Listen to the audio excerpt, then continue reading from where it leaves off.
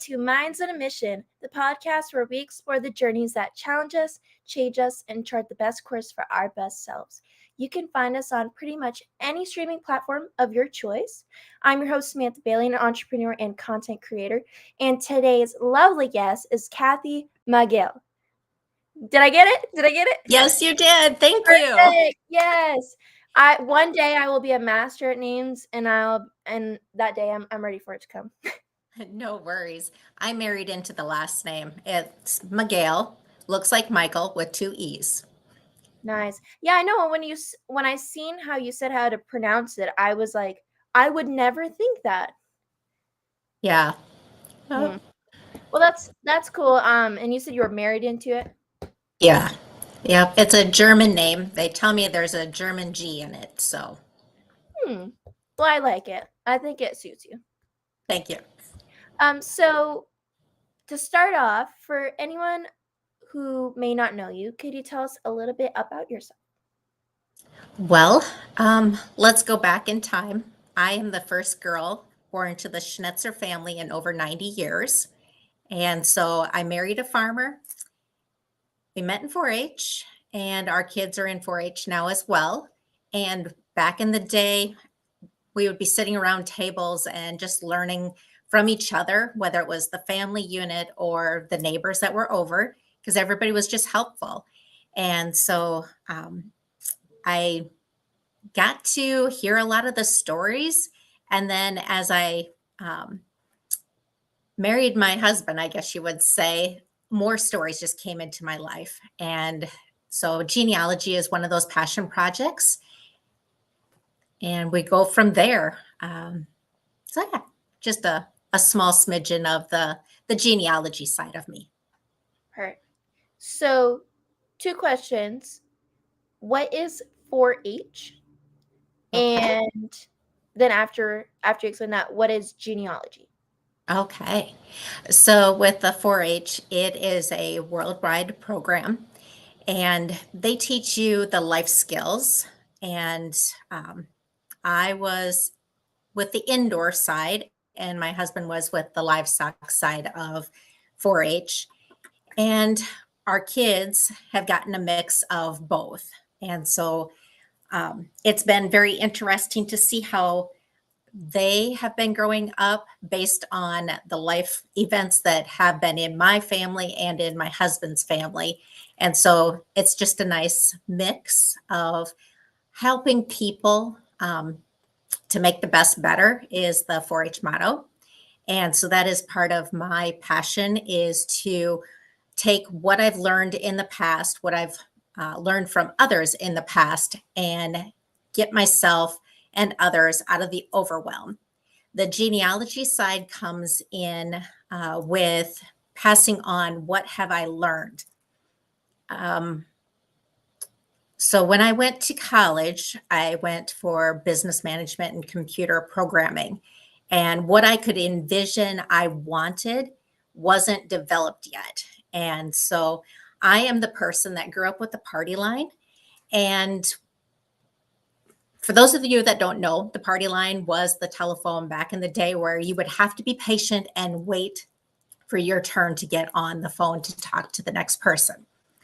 And with the advancement of technology, it's just been wonderful to go back and help teach other kids what we've grown up with and reapply it. The genealogy, my grandma has always been the keeper of the history of our family. And then my other grandma, she was always the picture taker of the family. And so mixing the two is what I help people do, because when my clients come in, they're like, hey, I need X, Y, and Z. And I'm like, if I don't have a solution, we'll create it just for you. And today I was talking to people, and it was just amazing, the conversations that come up. There would be a song on the radio and it would just trigger a memory. And so we always take those happy memories and put them to good use, or we take the sad points of our life and put them to use. So in 4-H, back to your original question of what is 4-H, it is helping youth learn the life skills so that they can go on and make the best better. One of the fun examples that I've um, had recently come up was the sale of a beef product. When you go to the grocery store, it's like, oh, what am I eating? And I'm like, well, this has a little bit more marbling. It's going to taste better. And this is this cut. And I just help other people understand where they've come from and where they're heading. So that's where the two meld together. Hmm. I appreciate you explaining that for us because I honestly have never heard of either of those terms.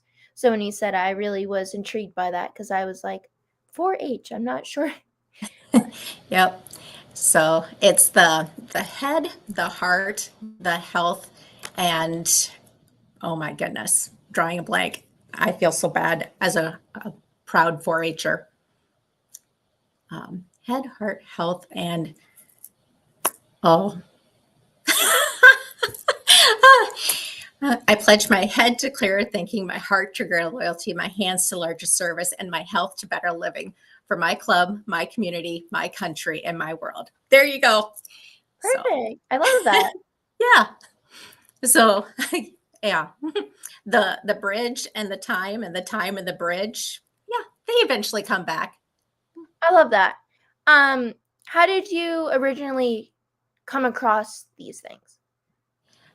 4-H has been around for many years. My grandma was actually a 4-H'er, so I'm the fourth 4-H'er in my side of the family. Okay. And is that something that you could just kind of learn about from your family being within it, or is there a certain way if someone was interested in this, how they would come across that? Yeah, very good question. So, um, as with genealogy, there's this big family tree, and genealogy is the research of your family and your heritage back to as early as the 1300s, 1400s, and before that. Um, so 4-H, if you actually look back at a lot of the 4-H families, that's how they met. And so 4-H for us is like a family tree. My husband and I are just two of the 4-Hers that met and got married in that program. That's cool. Um, trying to think. Sorry, my brain's No, a little. you're fine. I know we talked a little bit before this. I've been off all weekend, so bear with me. um, okay. So you said this is like a program that you started when you were younger. Yes, yep. And so, how people can get signed up for 4-H is every October, the first week, it's called National 4-H Week. And we try to get out there and promote 4-H for people to come in and join. It's ages 8 up through 18. And pretty much anything that you can think of, there is a project for. So, for example, if you like to write music, there is a program for that. And everything is graded on a purple ribbon, blue ribbon, red ribbon, and white ribbon.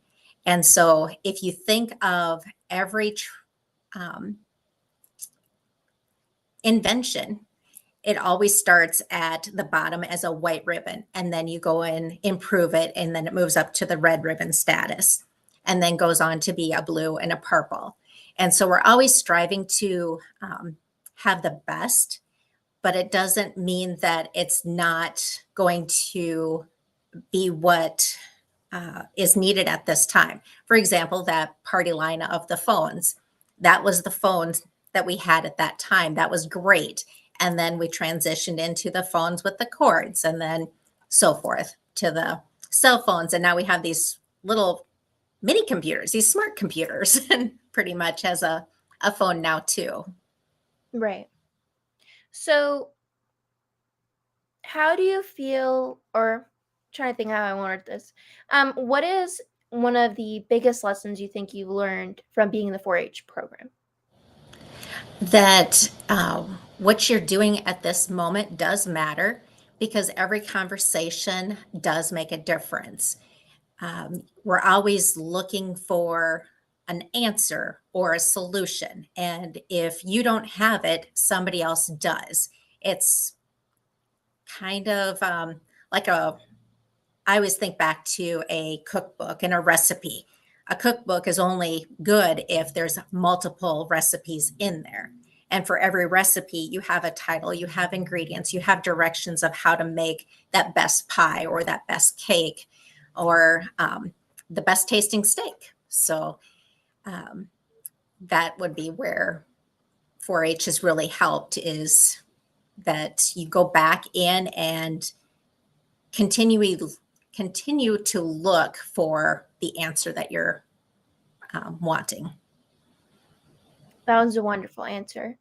And I want to veer off into other things later on, but I Mhm. am really intrigued with this part right now. So if you don't mind, just ask a couple more questions regarding Yeah. this. So what do you feel like one of the most memorable events or things that happened while being in this program? So um, I will admit I am not the best cook. I married my husband who does like to cook and grill, and so our kids they were in the it's called the special foods program, and we would make the same recipe over and over again just to get it perfected, because when you're grilling that hamburger and it comes out with a pink center, some people like that, some people don't. So you're continuously making the same meal over and over again until it actually looks good and you can plate it. So when we watch those TV programs and you're always seeing people doing competitions, when we were in 4-H, we are doing those same competitions and learning what is the best nutrients, what's the best minerals and vitamins, how to combine a healthy sugar with other ingredients to make the best cake or smoothie or whatever. And so you would also take a test and you would have to know why you're drinking this water, why you're drinking these minerals and vitamins, what does calcium do for you. And so when I was helping the kids learn all the micros and macronutrients, I would get up in the camper and just review kind of like a teacher does. And anyway, there was a really funny moment, and I'm not going to get up and do it right now, but it was all hand actions of you got to drink the water to stay hydrated and you've got to move your body. And that's why you're using or eating all these carbs. And you would just sit there and run in place.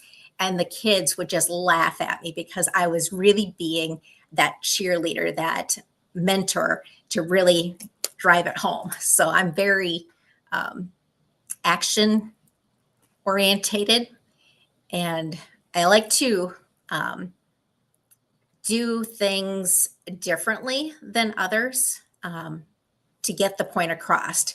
So I might just have a little post-it note and say, okay, write 2 words and then come up with a sentence type of a thing. So yeah, Right. 4-H has helped me think outside the box. We'll put it that way. That's good. I feel like that's something I definitely would have been interested had I known. I feel like, well, you said it's ages 8 to 18. It Yes, is. I'm a bit Yep. too old for that now. Yeah, they have clover buds. So we would go into the schools and introduce 4-H, and we would do all of these little crafts, and they would come home and show their parents and say, hey, I want to go into this program and learn more. So we have many categories: visual arts, home environment, there's foods and nutrition, then you have your livestock. And so it's broke down by species, which is the cattle and the sheep and the hogs and the goats and the chickens. And so everybody gets to experience it, whether you're on a farm or in town. Oh, yeah, I feel like wow, I wish I knew I really do wish I knew about this because I feel like I would have loved it. Um, I feel like I'm kind of a nerd and I like certain things like that, and with schools, it's like you don't really get much of those options. Like the closest I had to learning anything regarding like life skills was economics class, but that was just a fraction of what I feel like you should learn. Yeah. So it'd be cool to see maybe like if they had something like that, but in schools. Mhm. So, going back to other things that you might have been interested in, they have computers and scrapbooking and reading and writing type of a things, and even clothing. So, people have been known to um, design their own clothes, not just go off of pattern and do the fashion review, and then go on from there to decide what kind of career path they want. So 4-H does give you this huge background of, well, I'd like to try this. And then you learn that skill set. And it's like, oh, no, I don't want to do that for an 8 to 5 job later on.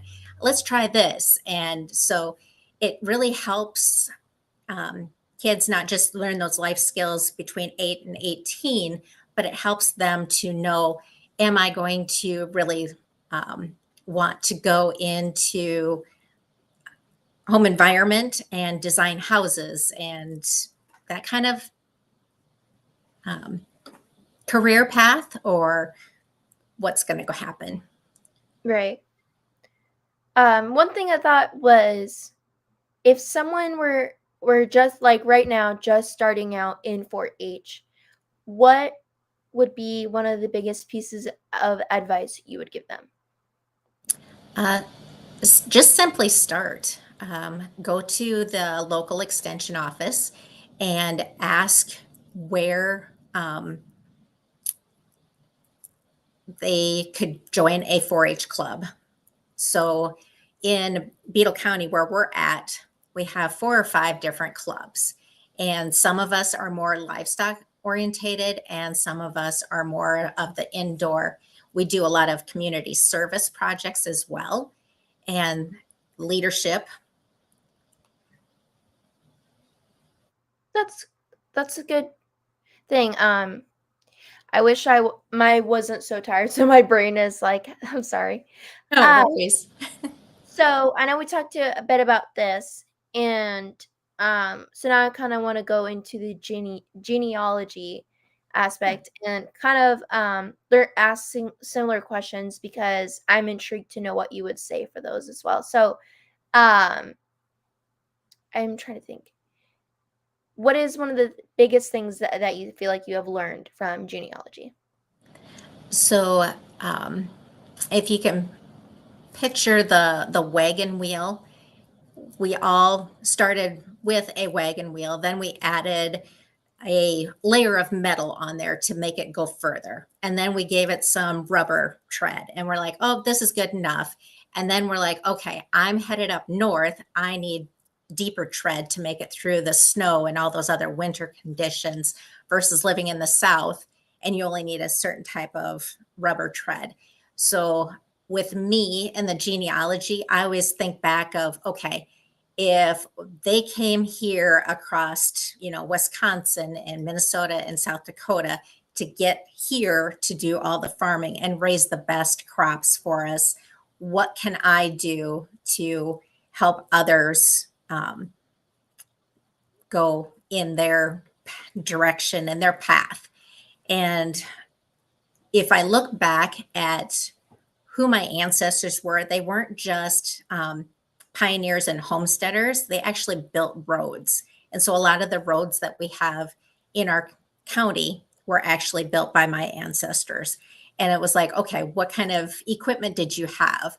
And, you know, it's more of we all have a dash that we live. And so I always say, live your dash out loud. We're more than just our birthday and our death date. We did stuff in our lifetimes that impacted others. And so as I was growing up in 4-H, we would be out on the farm and we were planting shelter belts and you had to go and pull out all the weeds. And so in genealogy, it's like, okay, here's what they did, here's what I did. Let's tell the story before somebody else tells our story for us. And with genealogy, it you can go around to cemeteries and just grab pictures of the grave sites. But that's not the part of genealogy that I am most interested in. That's just one piece. I like to have the conversation and get to know people and then write the stories about them. And I mainly focus on what I can help with because the biggest words in my vocabulary is how can I help you? And it all stems back from 4-H because in 4-H it was like how can I help my community? How can I help this other 4 pardon me, this other 4-H'er get that purple ribbon? And then when our kids got into 4-H, it's like, okay, what life skills can I help you with that are going to make a difference for you in the future? I So really it kind of intertwines together, I guess you would say. right. I really like the analogy that you used for that. That was really well explained. And yeah, I feel like I still have some, I guess, unclearness on it, but I think that's just because I've never heard about it before. So, it's my first time kind of learning Yeah. about it, but it's very interesting. Um, So you had mentioned you had wished that there was programs in schools. There is actually one in school right now. It's called Destination Imagination, and it actually goes from um, well, there's we'll just say kindergarten through university level. So right now we have multiple teams in our local schools that are competing, and it's all based on STEM, and then they added the A for the arts. So you have your science and your technology, your engineering, um, and that's where the arts come in, and then mathematics. So every child and team is given a challenge, and they all have to work together to solve that one problem. So a few years ago, they all had to build a roller coaster in one of their challenge events. And the kids, they can only be up to 7 minds.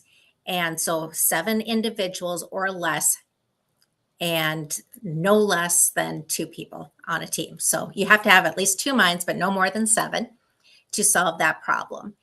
And it's very interesting to see how the kids interact with each other to get their project done.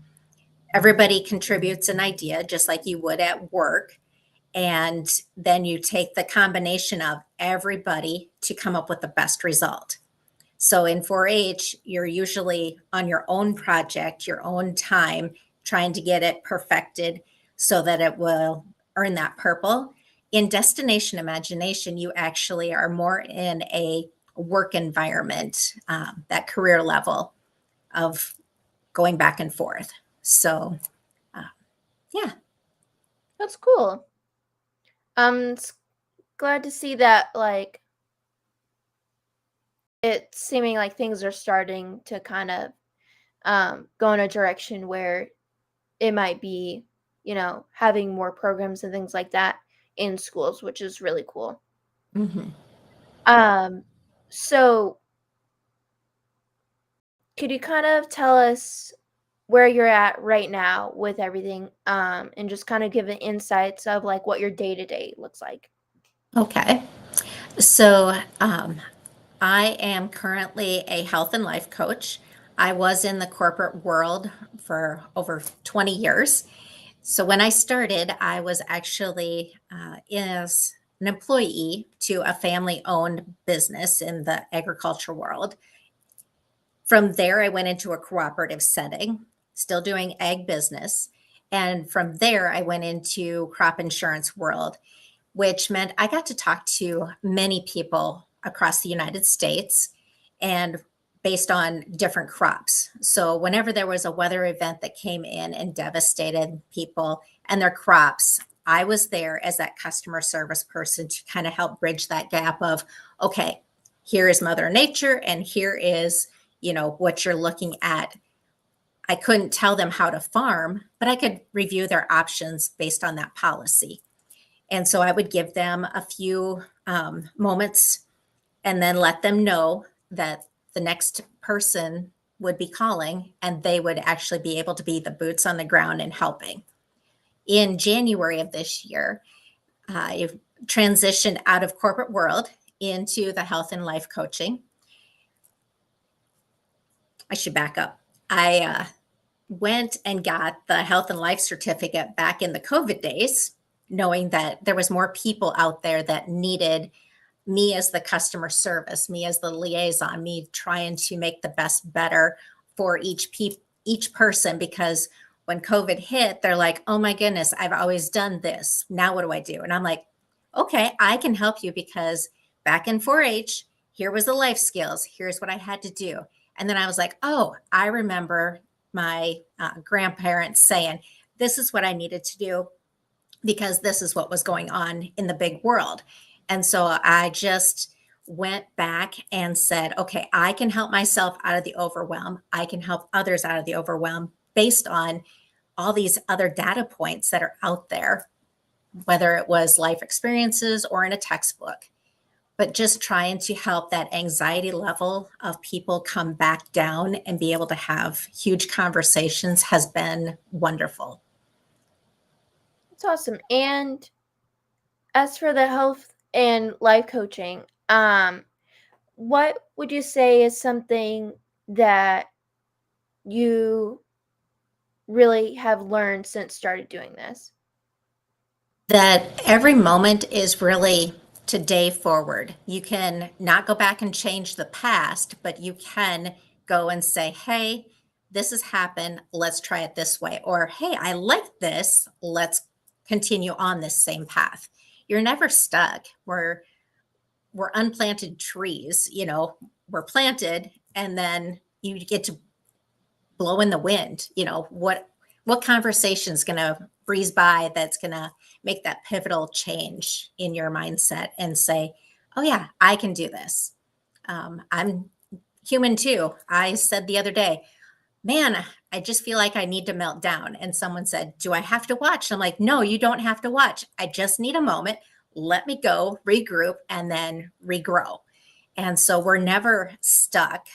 We always just continue to grow and flourish. You take those little bits of moments and words and conversations, and different things that you see, like that bridge behind me, this side, the bridge behind me. It's like, okay, is this the type of bridge I need? Or do I need a different type of bridge to get me where I want to go? And then the time, it's not really ending until you're 6 feet under. Days in the COVID, they're like 6 feet apart. I'm like, okay, I'm still going to see my grandma. She is not 6 feet under, but we can at least see each other, still have that conversation. Right. And I really like the way you worded that. And I was thinking too, I've heard you say a couple times, make the best better. And I was wondering kind of if that's something that you had heard, from someone, maybe a mentor or something, or if that was a certain phrasing that you created. Nope, it's actually the 4-H motto, the to make Or, the best better. Yep. okay. Yeah. And then we have the 4-H pledge, which is the one where I I came up with my words again. So, Right. Okay. but Yeah, yeah. I like that.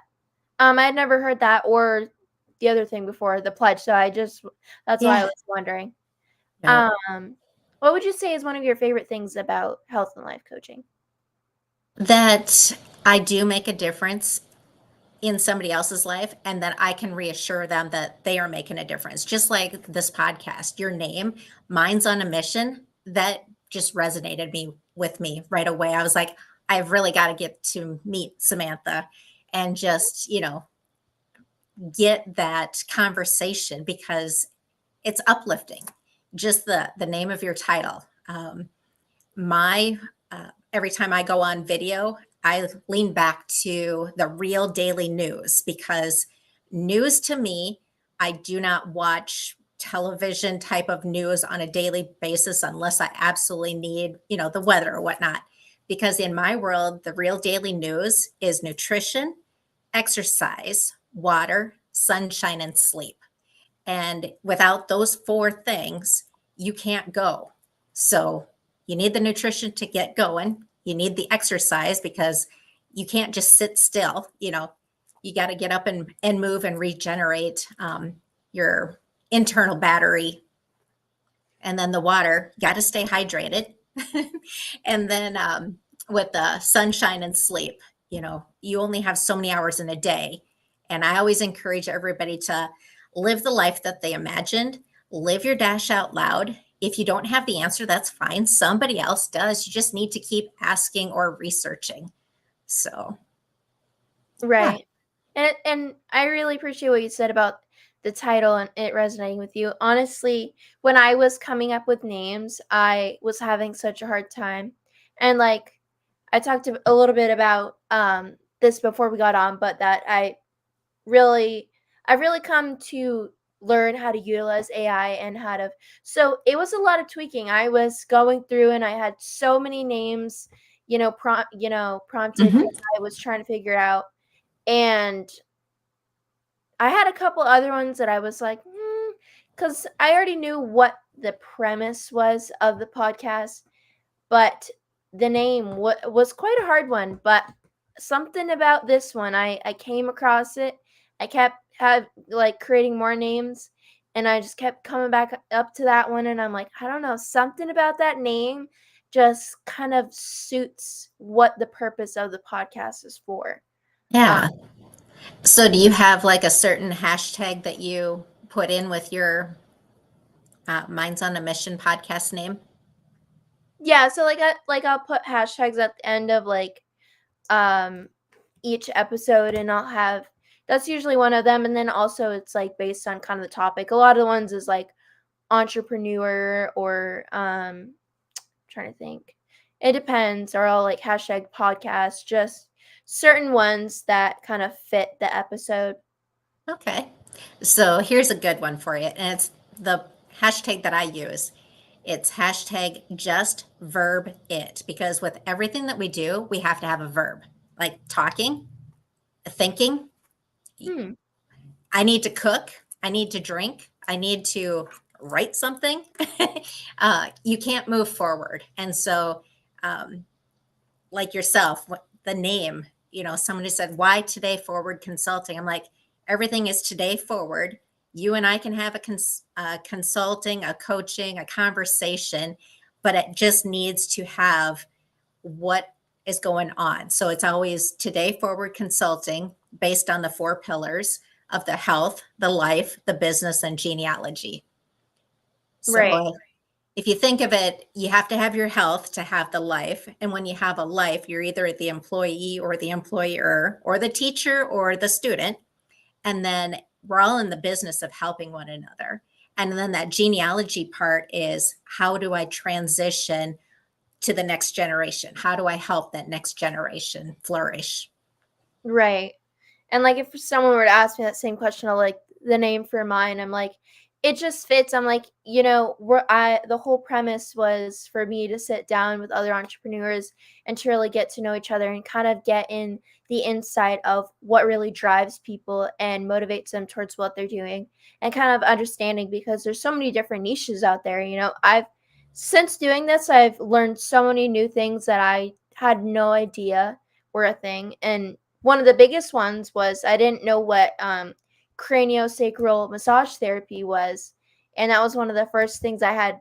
Actually, I had two guests when I first started, that both were in that field, and I just was like, and I had some people ask me like, why so broad? Like, why aren't you narrowed down to a specific niche? And I just was like, but what is the fun in that? Because I don't like being narrowed down to a box. I like having, the openness to be able to explore different things. I still haven't figured out, exactly the path I'm taking. Like I know a good amount of what I want to do, but I'm still learning, and so it's kind of cool to get to sit down with people in different fields and kind of be like, maybe I'm interested in that, or and kind of get to take away and also get to share things that I've learned because I feel like I have learned a lot with like mindset. So Minds on a Mission just felt perfect.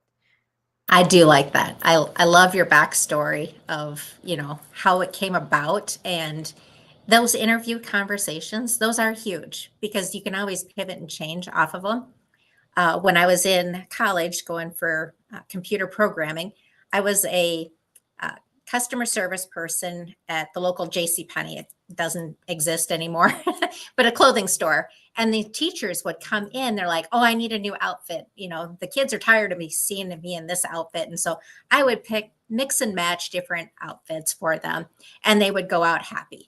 And then I was also a medication aide at the local assisted livings, and that's where I kind of decided that, okay, I need to keep taking care of my health. I gained that freshman 15, just like everybody else normally. And as I was handing out all their meds, it's like, oh, okay, I really don't want to end up going that direction and end up having to have all those meds later on. I already had asthma and allergies in my background. So I was always looking for something that would make me more healthy. And so um, it's just through conversations of, they're like, you just need to eat less anti inflammatory foods. You need to drink more water. You need to do slight little swaps, get rid of that extra sugar. And I'm like, but I like my ice cream. And they're like, well, dairy turns into sugar. I'm like, okay, I can cut it out. Not all of it, but I'm not going to have the cup of ice cream. I'd get on the scale. It's like, okay, I can do a half a cup. And then I don't store as much sugar. So it's just small tweaks that we make along our journey that add up to big things, I guess you would say. Right. Yeah, I feel like it's the only way to figure out is to just try stuff and kind of play around with it. And Yeah. I felt like for a while and I still struggle a little bit with this mindset, but I've gotten a lot better with it. But just kind of worrying about, I've always thought, well, what if I spend all this time doing something and I figure out I don't like it and I just wasted all that time? And it sucks because it's like something that, I feel like a lot of people were always chasing after is like more time because, we're only on earth for so long and you want to be able to spend more time with family members and things, have more experiences and stuff. But I really worked hard on like slowing down and like really appreciating where I'm at and kind of realizing that like it's okay to, allow myself to explore things even if I'm not 100% sure it's going to work out. Yeah. Well, that's just it. Everybody's journey is different, but we needed you to be on this journey so that I could be here on this journey. Does that make sense?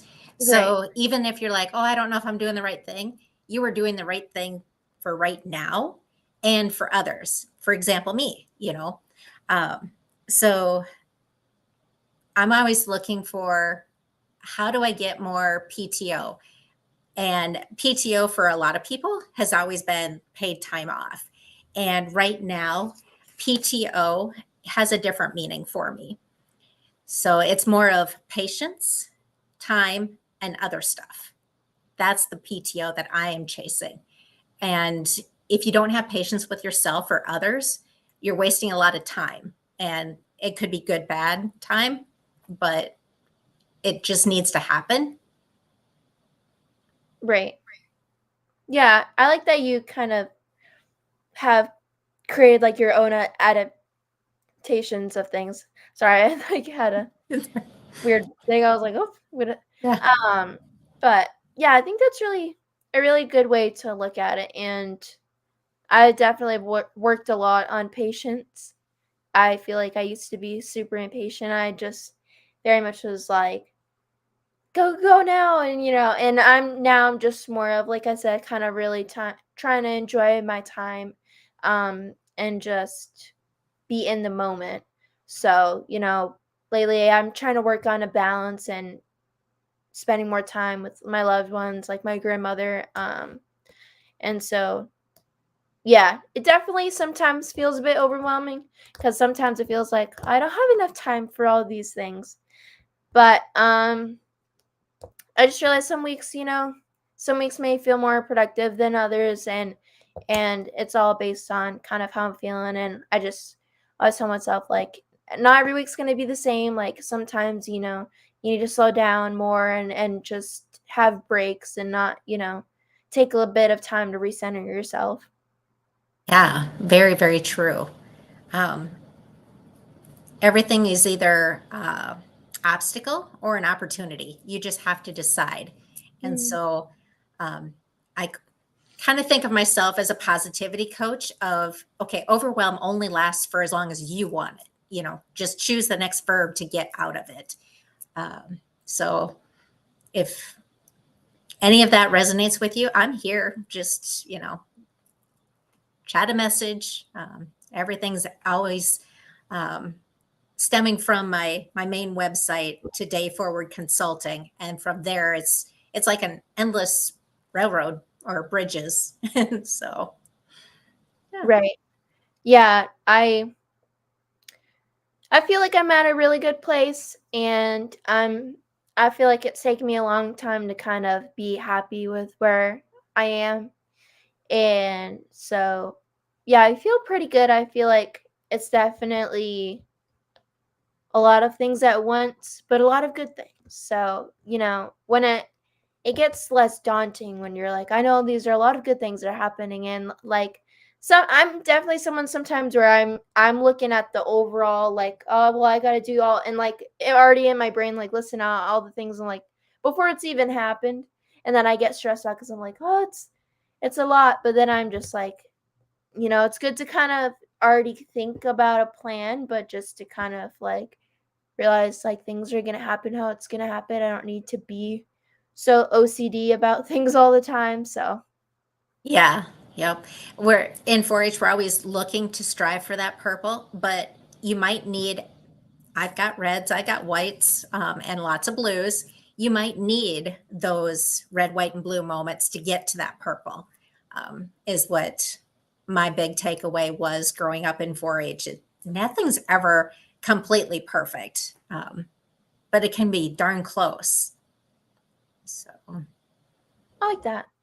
I was thinking if someone were interested in reaching out to you for your health and life coaching, I would love to kind of know your breakdown on how they could go about that and what to expect. I'm not sure if you do like I know some people do a free initial consult or but I would love to know kind of the premise behind that, what they would expect. yes, very good question. There is a free consult, and you can choose whichever pillar to start in.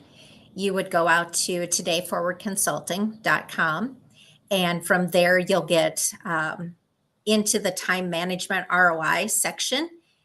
And that's where we kind of dive into what is really holding you back. What's that overwhelm that you just can't seem to get out of that rut.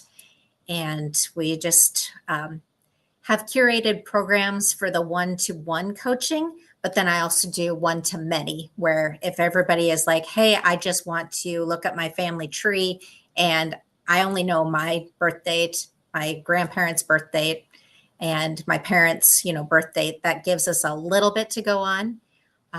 As for the health and life, everybody um, needs to have the right amount of nutrition, the exercise, the water, sunshine, and sleep. And we have cookbooks and different seasonings that are accessible to everybody.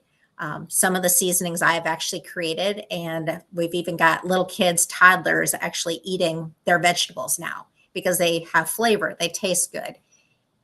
I was one of those moms that would get home from that 8 to 5 corporate world and it's like, okay, what's for supper? And so trying to help parents that were in that overwhelm that I was experiencing and wishing that somebody had stepped up and said, hey, here's what we have, here's just a quick little 1, 2, 3, get going. A lot of times when I was growing up, doing homework, it was like, okay, really? I don't want to do the homework. I want to do this. So in my cookbooks, I bridge the gap of it's more fun time, it's more activities, and then you get those little kids to learn how to cook for themselves and not set off the fire alarms. So yeah, That's we cool. have multiple different resources. We've got um, journaling prompts, and so I will gladly give somebody 5 journaling prompts that will help them get out of the overwhelm if they message us with your podcast name. Mine's On a Mission. Okay. So, was that for a certain amount of people or just anybody if they wanted to reach out, they would get the 5 journaling Yep, prompts? it will be for anybody for 2024 and 2025. Nice. Okay. Yeah, I definitely I appreciate that. And now we'll kind of chat after to see how I want that because I'll have that put in the description, but I'll just have you Okay, kind of help me how to set that up so we can have it in a way that would be best fitting for you. that works. Awesome. So when you started to do health and life coaching, how did you kind of figure out what things you wanted to have included with your programs? I went and looked back at my struggles as the mom. I have a husband and he's wonderful. And I have a great family unit. My parents and even my in laws, they would help out. So with the neighbors. But it was like, I always felt like I was intruding on somebody else's time that's so precious. Instead of just asking for the help, I wish I would have.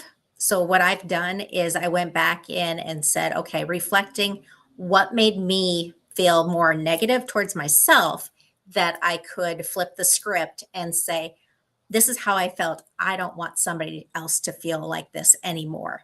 And I can't fix everything, but I can give resources or tips or suggest who else they can get in touch with if I don't have the solution. So I create it, I share it, or I find it and then I share it.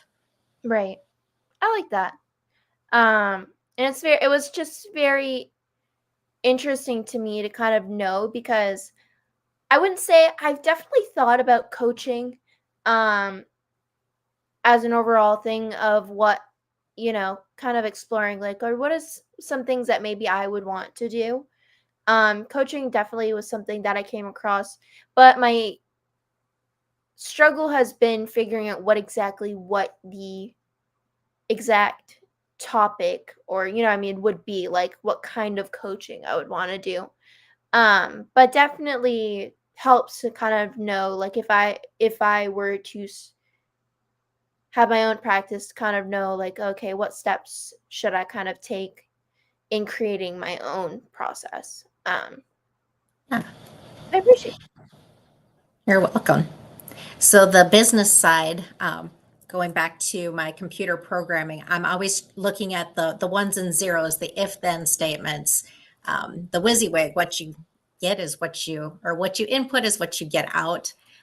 So if you put in the wrong um, Excel type of a program, the wrong code, you're going to get back the wrong answer. And so I I always just kind of go back and say, okay, that didn't work. What can I make to make it better? And then just go from there. And I do ask for other people's opinions and reviews and testimonials and just say, hey, I know I struggle at certain things. What can you do to help me so that I can help others? So being on a podcast with you, it's kind of given me that, okay, I can have a conversation, not just with me and my mirror. I can actually, talk to other people and just grow that way too. So right. 4-H does help with the speaking and the engagement and the presence. I do talk with my hands. I was in oral interp in college and in high school. So it's, you just pick up little things. And the first computer that we actually had at the high school was the Oregon Trail, the old one, and the Atari games. And so just to see and put things together. So it's like, I call it backwards Tetris. I have things kind of falling into place, and then it's like, oh, wrong color, move this one, and whatnot. So you Right. just work backwards or work forwards, depending on where you're at, or get some things going over here, and then it's like, okay, now it's time to put the engine in, and now let's put on the body parts of the car and get that vehicle down the road. So Right. Have you ever been on a podcast before? I have not, no. You have I've not? done a lot of Zooms where, it's just me and somebody else or my clients talking, and I do a lot of listening. And then at the end, it's like, okay, so what are your wins? What are your goals? And then we just kind of keep the conversation going. So I do have a 12-week transformation program that I go through people. And so that one is very, very interesting to see. It's kind of like that little toddler. You want them to walk, you want them to, run someday, but you have to get them to do the baby steps, the little elbow crawl first. Right. And so seeing that 360 lifestyle integration transformation, I call it a farm to table experience with me, because I bring the farm life back into the conversation of, okay, did you get a plant today? And is it watered? Did you give it the fertilizer it needs? Did it get enough sunshine and sleep? Well, did you do that for yourself? Or people who love to travel, you always hear those things of put the oxygen mask on first so you can save somebody else. Well, it's true. There was a lot of times I didn't take care of myself, because it was like I'd wake up and it's like, okay, I need to help X, Y, and Z get through this before I can do my thing. And I'm like, no, that's not what you need to do. You need to group yourself together, get out of that overwhelm so that you can be that person that the other person is needing. Right. Yeah, I feel like kind of going back to the podcast thing. Yeah, it's definitely, I feel like I talked a little bit about this on my last episode, but I've actually, so for me it's the opposite. I've actually never been the one to be interviewed on a podcast. So I've always been the host, the interviewing someone. And I mean, I guess I'd have a little bit of experience in a way of being on my mom's podcast, but it wasn't really, it was kind of more just like a group discussion versus like anyone being interviewed. So I definitely feel like with the last guest I talked to, they've been on and they also had hosted their own. So I kind of was like, well, what do you think? Do you think that maybe being a host kind of feels easier, or being the guest, what feels like more natural?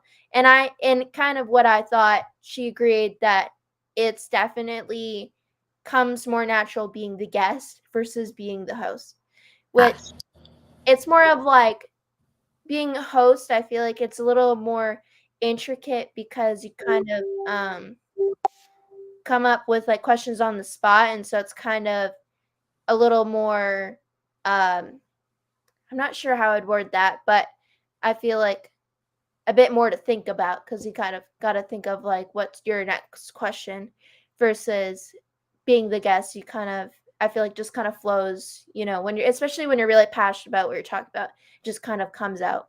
So that was just yeah. something.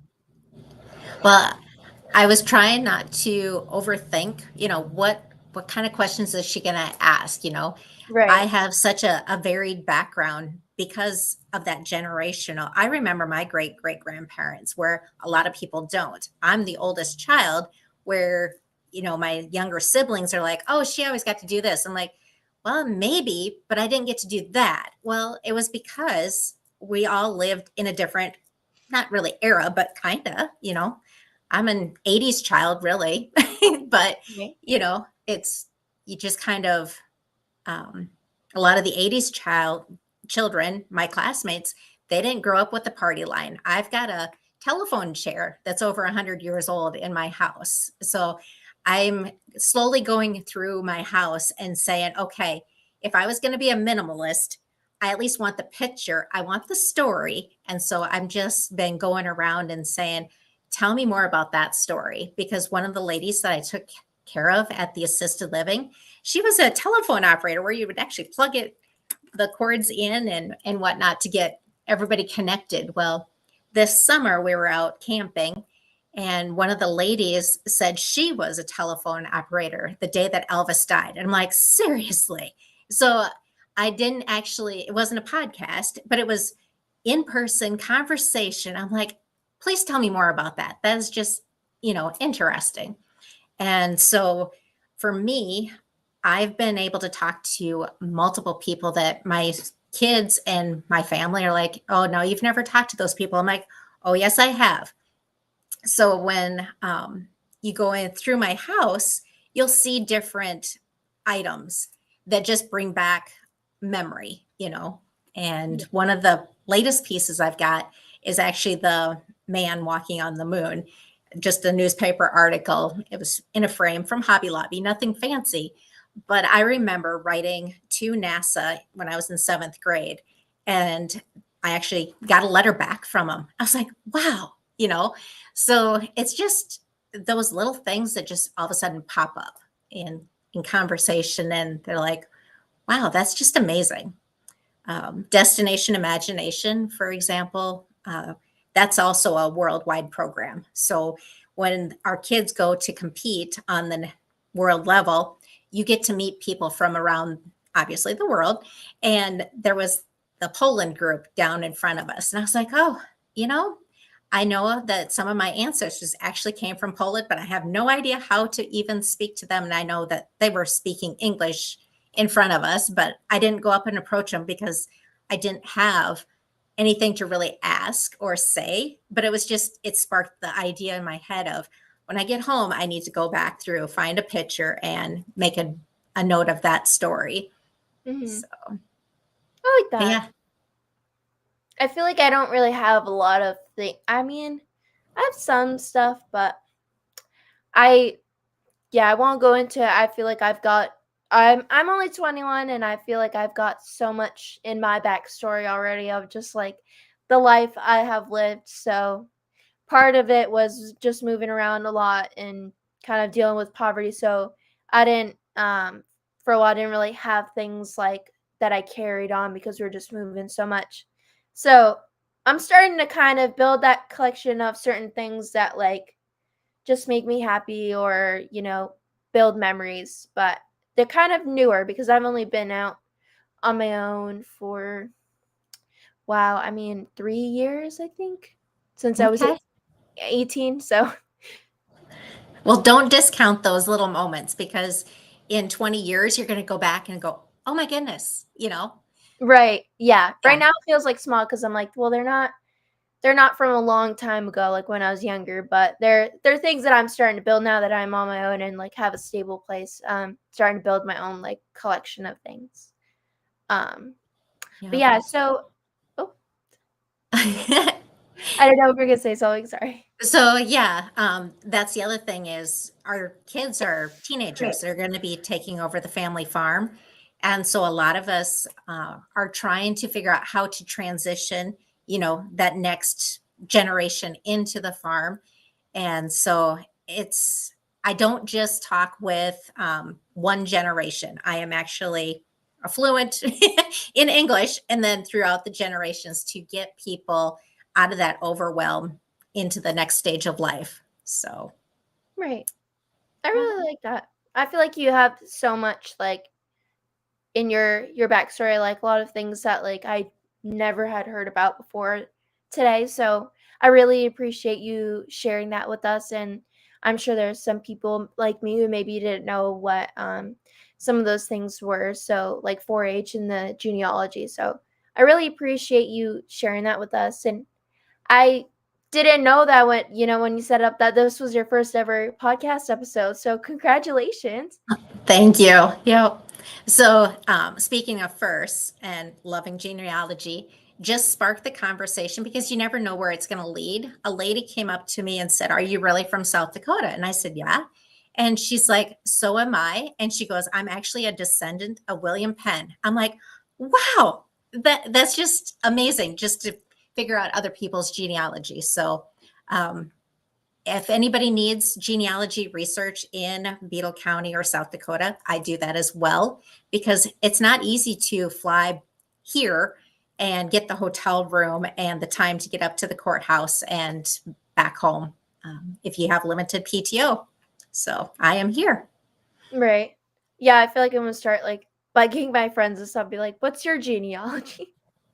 And just that's definitely something I'm probably after this gonna be looking a bit into and kind of learning more about because yeah, that's it's really interesting. I would say I don't know much about my ancestry. I know a little bit, kind of, you know, a little bit about my background. Like I know my mom's always said like where I'm part Irish and French and I believe she said Native American, but I don't know like the people from beyond, a certain point in my family tree. So that would be kind of interesting to kind of look into to kind of see, what Yeah. their lives were like.